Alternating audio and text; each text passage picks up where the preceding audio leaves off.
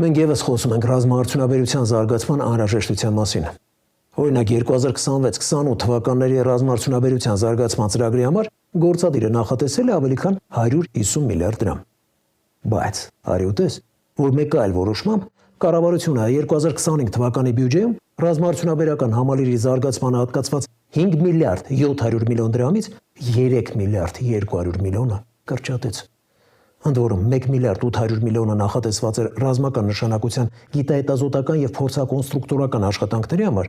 1 միլիարդ 400 միլիոն դրամը փորձանմուշների արտադրության։ Այսինքն այդ գումարը տարվա ընթացքում չէր ծախսվել։ Ստացվում է, որ միայն խոսում ենք։ Սուր թեմայի տաղավարում այսօր հյուրընկալել ենք Իսաթեք ռոբոտիկս ընկերության հիմնադիր եւ տնօրեն Վահան Իսաջանյանին։ Ի թիվս այլ հարցերի նա կանդրադառնա իրենց նախագծած ու պատրաստած Սկորպիոն մարտական ռոբոտի փորձարկման գերազանց արդյունքներին։ Այս ռոբոտի բանակում ներդրման առաջարկով ընկերությունը արդեն տարիներ շարունակ թակում է պաշտպանության նախարարության դռները, սակայն ապարդյուն։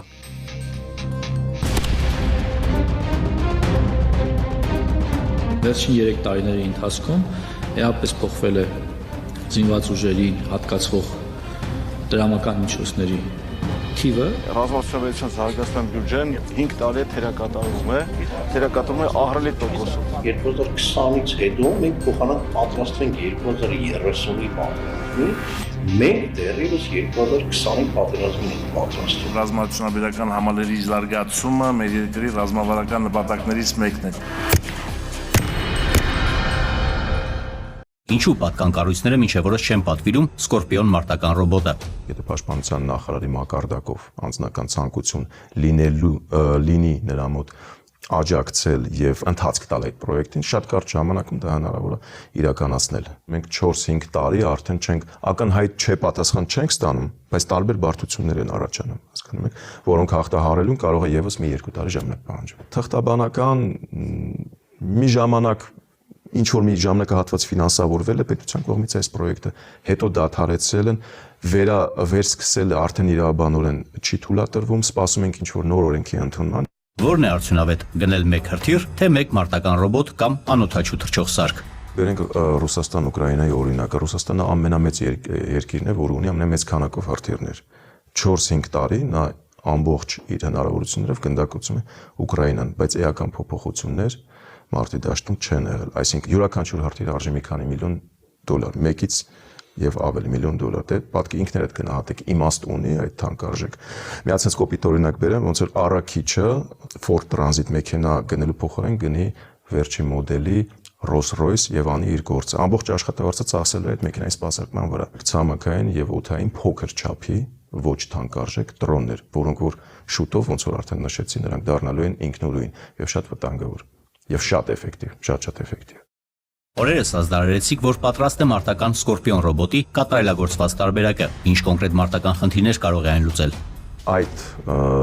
ցամաքային դրոնը Սկորպիոնը միտք ունի հենց մարտական գործողություններ վարելու, ոչ թե բազմաֆունկցիոնալ, ինչպես օրինակ ասենք ռուսական, էստոնական, ուկրաինական բազմաթիվ ցամաքային դրոններ են կատարում, այսինքն մեր Սկորպիոնը շատ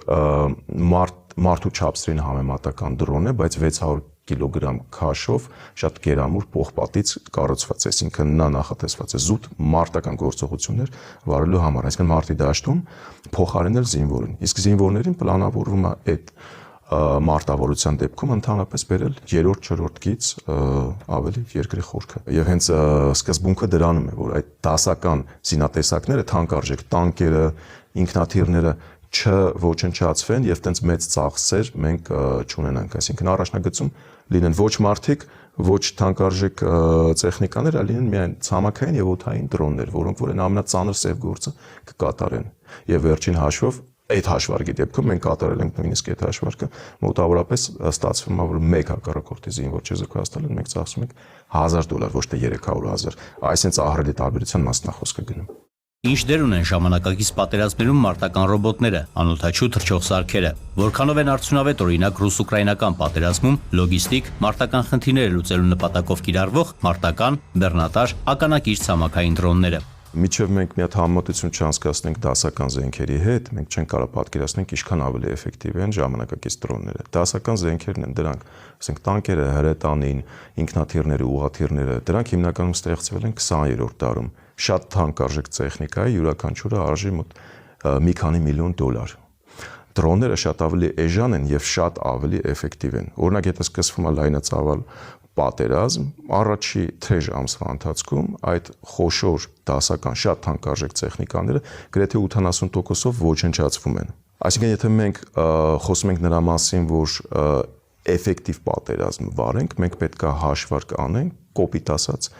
մեկ հակառակորդի զինվոր չեզոքացնելու վրա մենք ինչքան գումար ենք ծախսում։ Եթե մենք հիմա հաշվարկ անենք, թե մեր 20 թվականի պատերազմի դեպքում, թե ուկրաինական պատերազմի դեպքում, մեկ զինվոր ոչնչացնելու համար մոտավորապես ծախսվել է 300-ից 400,000 դոլար գումար, հաշվի առնելով այդ թանկարժեք դասական տեխնիկայի ոչնչացումը եւ հաշվի առնելով զինվորների մարդկային կորուստները, որի փոխհատուցման համար շատ մեծ գումարները ընտանիքներին փոխհատուցվում։